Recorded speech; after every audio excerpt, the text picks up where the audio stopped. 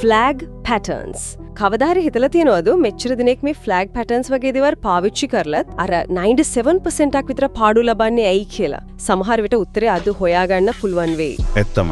ඒක හොඳ ප්‍රශ්නයක් පටන් ගන්න. මේ ෆ්ලැග් පැටර්න්ස් විශේෂයෙන්ම රීටේල් ට්‍රේඩර්ස්ලා අතර අතිශයින්ම ජනප්‍රියයි. හරි. එහෙනම් අපි මුලින්ම පටන් ගමු අර සාම්ප්‍රදායික ෆ්ලැග් පැටර්න් එකෙන්. බුල් ෆ්ලැග්, බෙයා ෆ්ලැග්. මේවා කන්ටිනියුේෂන් පැටර්න්ස් කියලානේ කියන්නේ. ඔව් අකණ්ඩ රටා. ට්‍රෙන්ඩ් එක දිගටම යයි කියන එක. ඒ කියන්නේ බුල් ෆ්ලැග් එකක් ආවොත් උඩටම යයි. බෙයා ෆ්ලැග් එකක් ආවොත් පහළටම යයි කියලා තමයි බහුතරක් හිතන්නේ. ඒකනේ සාමාන්‍ය මතය. හරි. අපි බුල් ෆ්ලැග් එක උදාහරණයකට ගමු. මුලින්ම තියෙනවා අර වේගවත් උඩ යාමක් කොඩි කණුව වගේ ෆ්ලැග් පෝල් එක. ඔව්. ඊට පස්සේ මිල ටිකක් වෙලා එකතැල වගේ කන්සොලිඩේෂන් එකක්. ඒක කොඩිය ෆ්ලැග් එක.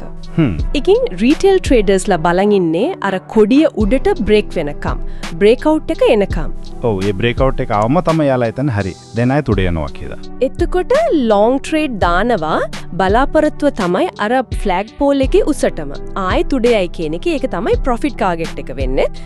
මෙතන තමයි ගොඩක් දෙනෙක්ට වැරදෙන්න පටන් ගන්නේ. ඔය සාම්ප්‍රදායික අර්ථ දැක්වීම කියන්නේ ෆ්ලැග් පෝල් එකේ උසටම බ්‍රේක් වුණාම යනවා කියන එක ඒක ඇත්තටම එහෙම ශක්තිමත් දත්ත මත පදනම් වුණ දෙයක් නෙවෙයිලු. තිරේ පිටුපස්සේ වෙන දේ තමයි වැදගත්. මූලාශ්‍රය මේකට කියනවා false flag කියලා.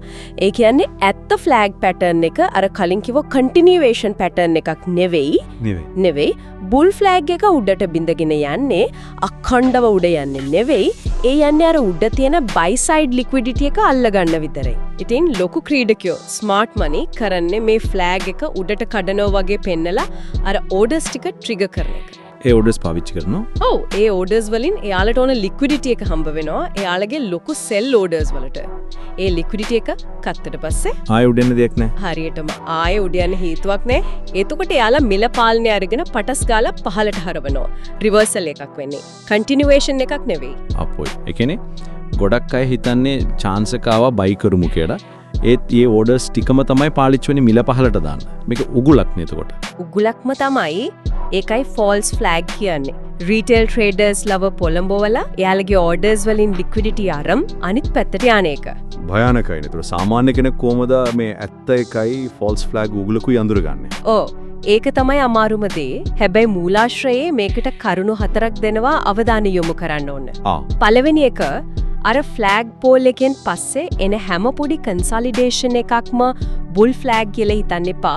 මිල උඩ ගියාම ටිකක් නවතින්න එක සාමාන්‍යයි. ඒ හැම එකක්ම කන්ටිනියුේෂන් එකක් නෙවෙයි. බලන්න ඕන කොන්ටෙක්ස්ට් එක. හරි. හැම කන්සොලිඩේෂන් එකක්ම ෆ්ලැග් නෙවෙයි. දෙවෙනි එක තමයි මේ ෆෝල්ස් ෆ්ලැග්ස් ගොඩක් වෙලාවට හැදෙන්නේ හොඳටම දිගට ගියපු බුල් ට්‍රෙන්ඩ් එකක. අගහරියේදී. මැචුවර් ට්‍රෙන්ඩ් එකක අන්තිමට. ට්‍රෙන්ඩ් එක ඉවර වෙන්න කිට්ටු වගේ. ඔව්. එහෙම නැත්නම් ලොකු ටයිම් ෆ්‍රේම් එකක පැය 4 ඩේලි වගේ වැදගත් ඩිස්ට්‍රිබියුෂන් ලෙවල් එකක් ඒ කියන්නේ සප්ලයි zone එකක් කිට්ටුව. මේක හරි වැදගත්. තුන්වෙනි එක තමයි රීටේල් ට්‍රේඩර්ස්ලා මේක කන්ටිනියුේෂන් කියන අර පොතේ තියෙන විදියටම වර්ධවා වටහා ගන්න එක. බලන්න ඕනේ ලික්විඩිටි පැත්තෙන්.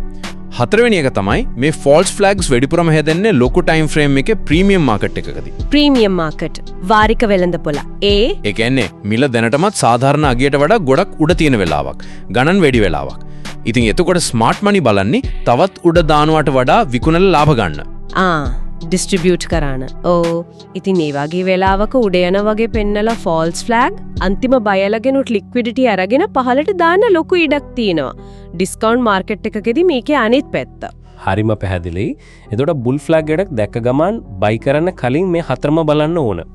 නිකන් කන්සොලිඩේෂන් එකක්ද, ට්‍රෙන්ඩ් එකේ කොතනද, HTF සප්ලයි එකක් ළඟද, ප්‍රීමියම්ද ඩිස්කවුන්ට්ද මේවා බලලා ෆෝල්ස් ෆ්ලැග් එකක් වෙන්න පුළුවන් නම් පරිස්සම් වෙන්න ඕන. අන්න ඒක තමයි වෙන්න ඕන. මේ කතාවම බේරිෂ් පැත්තට අදාළයි. ඉතින් මේ ඔක්කොමම ගන්න තියෙන ප්‍රධානම පණිවිඩය තමයි අර පොතේ තියෙන බුල් බෙයා ෆ්ලැග්ස් හැමතිස්සෙම කන්ටිනියුේෂන් සිග්නල්ස් නෙවෙයි. ඒවා ලික්විඩිටි අරගෙන මිල ආපහු හරවන්න කලින් අටවන උගුල් වෙන්න පුළුවන්. හරියටම